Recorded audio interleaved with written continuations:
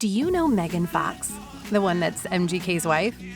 LOL, just kidding. Of course, we all know who Megan Fox is, and it's very, very interesting to refer to her as MGK's wife.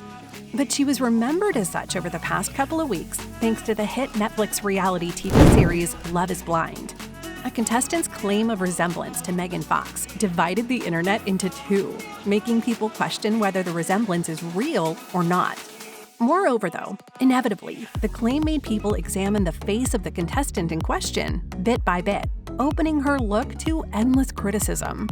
Aside from the entire entertainment factor of the issue, this debate made me think of how the look of people we see on reality TV shows changed over the past decade, alongside the shifting beauty standards. This leads me to a single conclusion. Reality TV no longer embraces real beauty. With the rise of social media, we witnessed a significant shift in beauty standards. On the one hand, we witnessed more diversity and inclusion, which was great. Social media has played a pivotal role in promoting diversity, showcasing beauty in all skin tones, body types, genders, and ages. This inclusivity has challenged traditional beauty norms and encouraged acceptance and celebration of differences.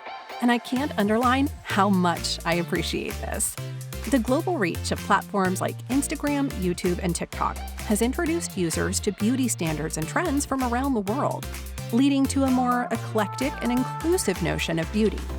On top of all these, the body positivity movement became a part of our lives, encouraging people to love and accept their bodies as they are, challenging the idea that beauty is synonymous with being thin or fitting a certain mold.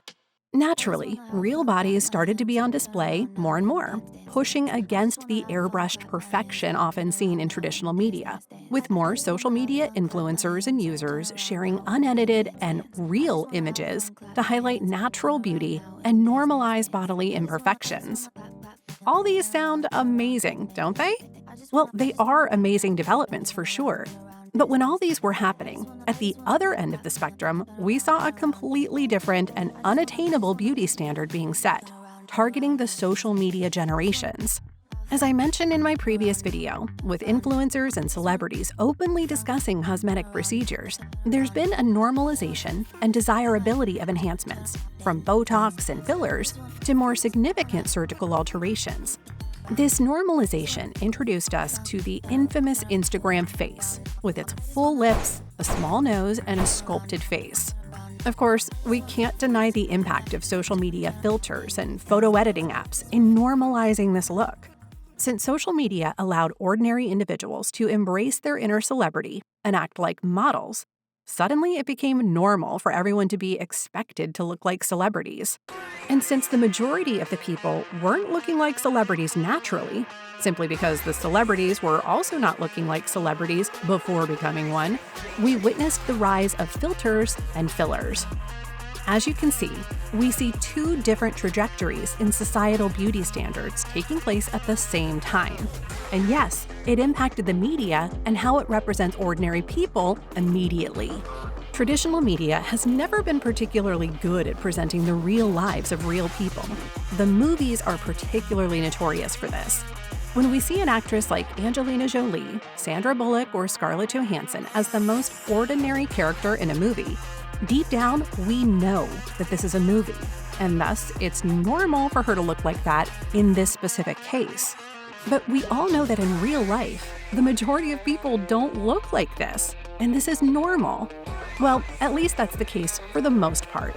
For decades, consciously or unconsciously, we made a difference between a real-life beauty and a celebrity beauty. We knew that celebrities were under spotlights, presented in a certain way, and were likely to go under certain operations to reach that perfect look. Since we don't have such means as normal people, we can't be expected to look like any of them. And yet, today, the sentiment towards beauty is completely opposite. Since movies or TV shows were letting us down when it comes to realistic representation of real people, many people turned their faces to reality TV in the early 2000s. Finally, there were some people on TV who looked like us, lived regular lives like us, and represented us. Over the years, reality TV continued to gain popularity, putting the regular people under the spectacle. However, as the beauty standards of society shift, the people who star in reality TV shows start to look a little bit different. In fact, a lot different.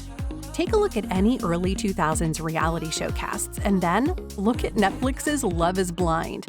Do you see any resemblance? Which one looks more like the ordinary people you see on the street daily? I think we all know what's the answer to this question.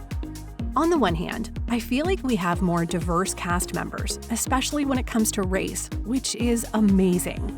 On the other hand, though, now reality TV contestants look like models or celebrities too.